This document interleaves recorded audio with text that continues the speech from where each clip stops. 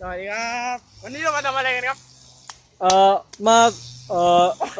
เอา เดี๋ยววันนี้ก็สวัสดีครับวันนี้เรามาตามติดชีวิต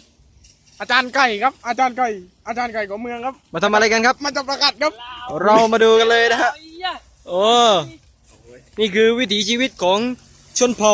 ชนเผ่าอะไรนะฮะ จนเผาพี่ครับ อาจารย์ เอียดออกมาเอียด ได้แล้ว ยัง ค ไง รับ ครับ เอียด อะไรเหยียดผมไม่เล็กนะครับ โอ้ผมว่าไม่ วันนี้เรามาจับประกาศนะครับไปดูมาแล้วหนึ่งที่ ไงล่ะหลังหักกระสิบลาไม่ทราบว่านั่นปลากัดหรือว่าจุลินทรีย์ครับ